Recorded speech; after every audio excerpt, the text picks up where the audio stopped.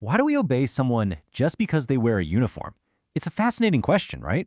And it gets to the very heart of this powerful and honestly kind of invisible force that shapes so much of our lives, the psychology of authority.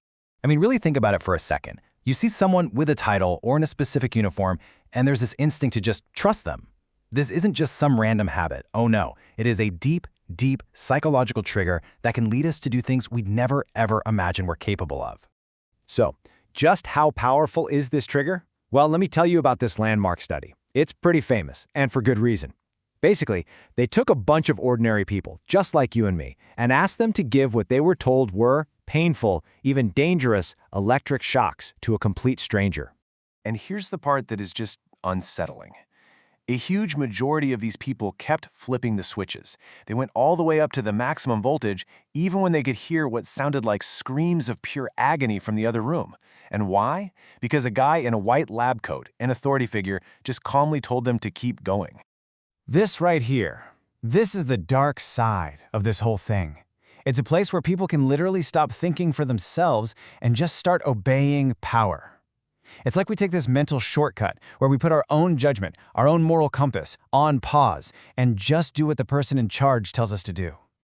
So, what is this incredibly powerful force we're dealing with here? Let's put a name to it. Psychologists call it the authority principle. At its core, it's pretty simple. It's our built-in tendency to just trust and follow people who we think are credible experts or legitimate leaders. We make this automatic assumption that they know more than we do, so, it just makes sense to go along with their judgment. Yeah, this image really captures it. We are pretty much hardwired to trust people we see as knowledgeable. It's like their expertise gets downloaded directly into our own decision-making process. It's an efficient mental shortcut for sure, but as you can imagine, it's also a really, really risky one. Okay, so now that we get the what, let's dig into the why. What are the deep-seated reasons we're so willing to just obey? Well, the first big reason starts pretty much the day we're born. It's all about social conditioning. I mean, our entire childhood is basically one long training program in respecting authority. We get rewarded for listening to our parents, our teachers, our coaches, and we learn that this is just the right way to act. And you know what? This conditioning isn't necessarily a bad thing. In fact, it's kind of like the glue that holds society together. This sense of order is what lets us cooperate, build things, and sort out our problems without everything descending into total chaos. It's absolutely essential. Now, the second big reason is something called cognitive ease. To put it simply, our brains are kind of wired to be lazy, in a good way. They want to save energy, and researching every single little decision is exhausting.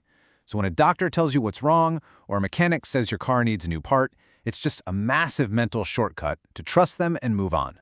So this is where it gets interesting, because authority isn't good or bad. It's a true double-edged sword. It can be used to build amazing things, or to break them. On one hand, you have authority figures who provide life-saving guidance. You definitely want to listen to a surgeon in an operating room, right? But on the flip side, blind obedience, that's where we get into real trouble. That's when we accept harmful ideas or do terrible things, all because we just didn't stop to question it. And that brings us to the most important takeaway from all of this. Seriously, if you remember one thing from this explainer, make it this. Here's the truth of it all. Authority doesn't always come from knowledge or wisdom. We have to get it through our heads that just because someone seems like they're in charge, it doesn't mean they're an actual expert. A lot of times, it's just about the symbols. The fancy title, the crisp uniform, the social status. Our brains are programmed to react to those symbols, sometimes even more strongly than to actual substance. And this is the critical moment.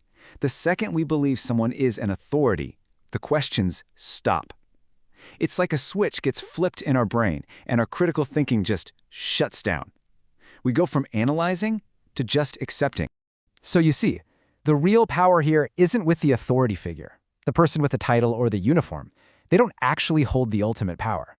The real power is your ability to question it. The power is in that little moment of hesitation, that split-second decision to ask why, or hold on, says who. That single act is what separates blind obedience from making an informed choice. So the real question isn't about them, it's about you. When are you going to use that power?